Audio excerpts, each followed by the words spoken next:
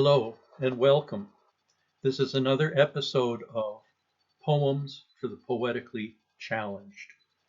Our first poem is called The Lover by C.K. Williams.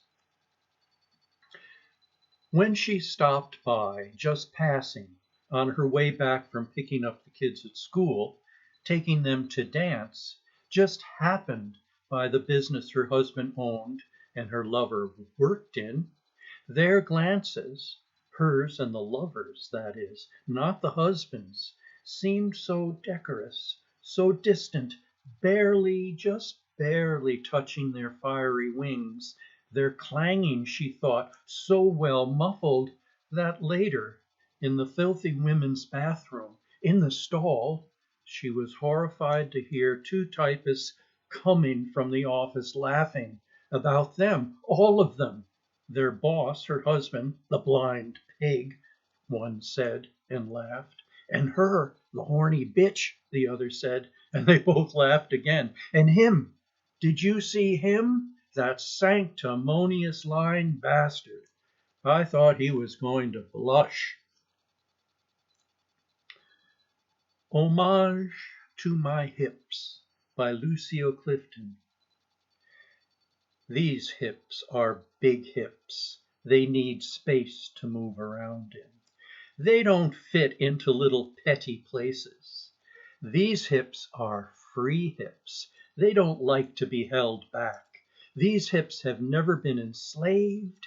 They go where they want to go. They do what they want to do. These hips are mighty hips. These hips are magic hips. I have known them to put a spell on a man and spin him like a top.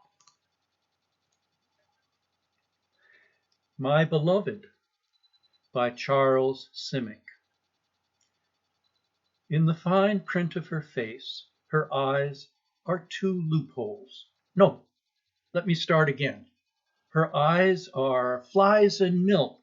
Her eyes are baby Draculas. Oh, to hell with her eyes. Let me tell you about her mouth. Her mouth's the red cottage where the wolf ate grandma. Oh, forget about her mouth. Let me talk about her breasts. I get a peek at them now and then, and even that's more than enough to make me lose my head, so I better tell you about her legs.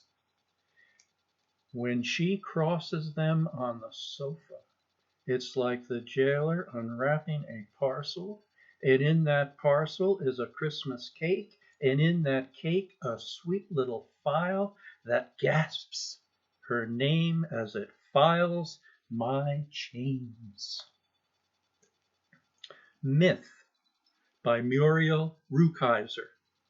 This is the story of Oedipus and the fact that he murdered his father, married his mother. Of course, he didn't know that at the time, and the gods were not pleased. Myth. Long afterward, Oedipus, old and blinded, walked the roads. He smelled a familiar smell. It was the Sphinx. Oedipus said, I want to ask one question. Why didn't I recognize my mother? You gave the wrong answer, said the Sphinx. But that was what made everything possible, said Oedipus. No, she said. When I asked what walks on 4 legs in the morning, 2 at noon, and 3 in the evening, you answered, man. You didn't say anything about woman. When you said man, said Oedipus, you include women too. Everyone knows that. She said, that's what you think.